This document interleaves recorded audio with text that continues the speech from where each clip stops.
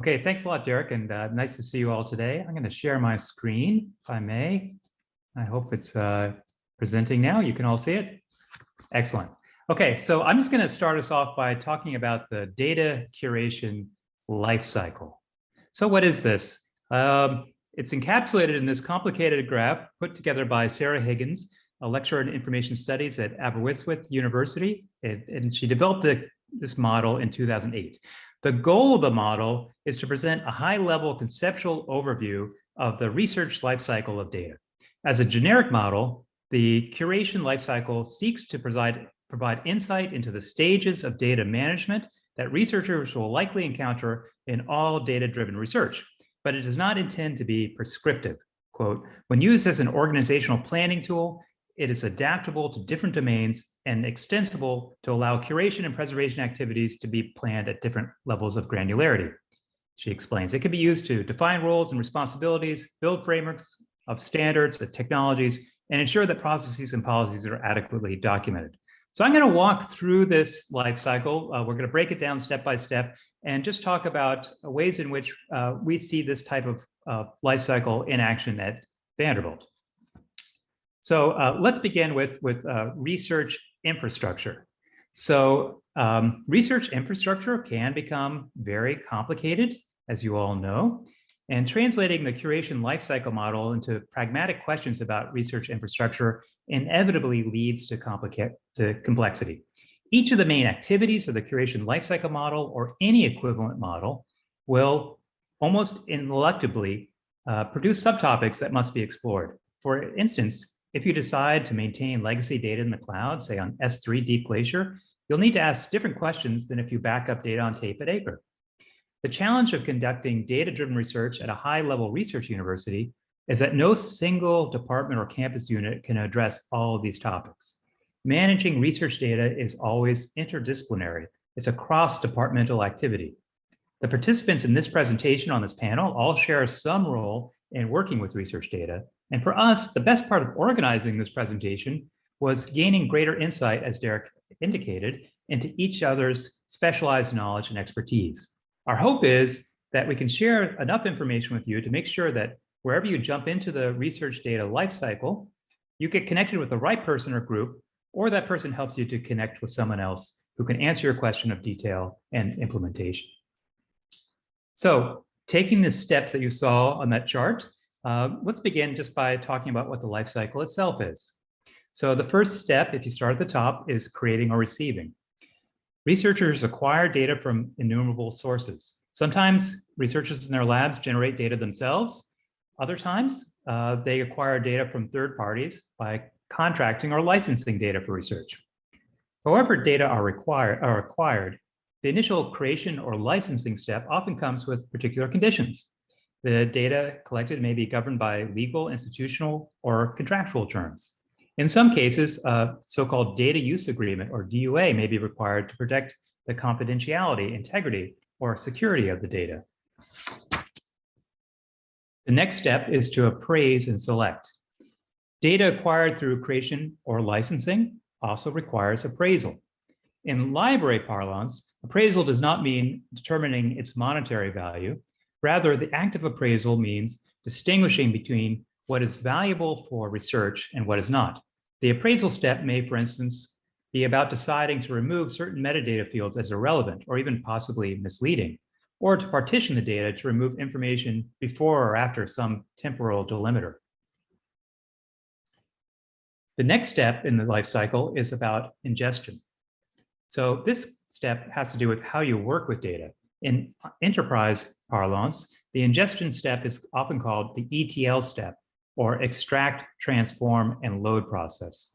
The purpose of an ETL process is to move data from one system to reformat it and then ingest it into another system. For example, data may be delivered on hard drives or added to a shared S3 bucket on Amazon. Moving this data into a research environment may require transforming the structure. To take a recent case, data was delivered as XML documents on a hard drive that had to be converted into JSON, or actually JSON-L, for use in a cluster computing environment called Apache Spark. In other cases, data may consist of collections of spreadsheets that have to be converted into comma-separated value format, then uploaded into a relational database for analysis. Then moving forward, there's also taking preservation actions.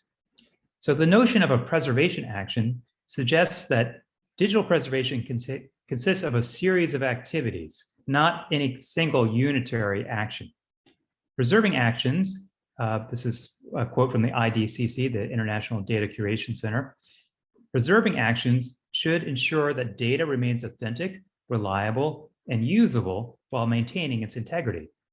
In short, these are actions that include, quote, data cleaning, validation, assigning preservation metadata, assigning representation information, and ensuring acceptable data structures or file formats.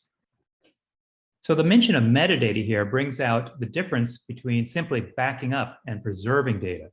When you're thinking about the digital preservation of research data, we need to work with future users in mind, describing the data in such a way to make them reusable by third parties without having to go back to the original PI to ask, oh, what was the meaning of that label or that field or this particular format that you used?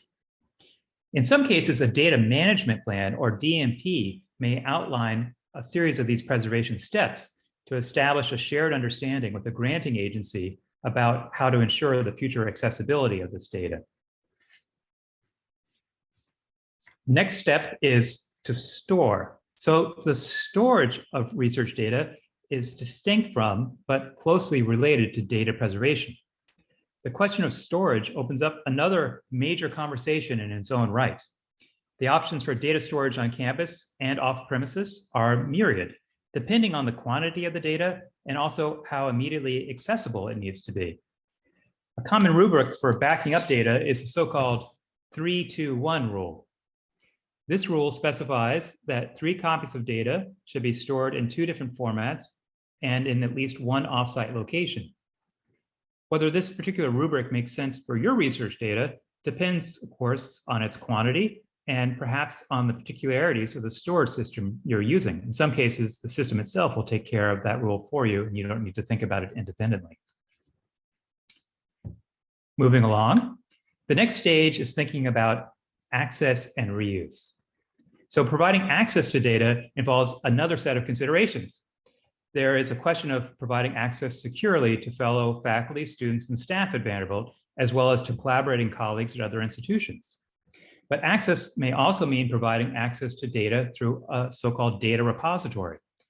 Data repositories serve as trusted repositories of data, often providing ancillary services, such as assigning document object identifiers, or DOIs, to data to make data sets more citable, and to detect and remove identifying information in data sets. At Vanderbilt, we maintain formal relationships with major data repositories, such as ICPSR, and informal relationships with many others, from Dataverse to Zenodo.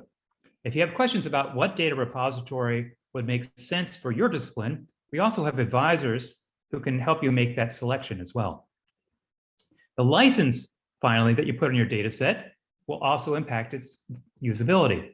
In many cases, you may not be able to claim copyright on your data because it does not meet the bar of creative expression. In other cases where it does, you may want to think about putting a Creative Commons license on your data to facilitate its impact. But in any case, you need to think about how you allow others to use that data and on what legal terms. And finally, the last step in the data curation lifecycle is transformation or transform. If data is to be preserved for a period of time, then the process of managing that data will likely require its migration to new formats.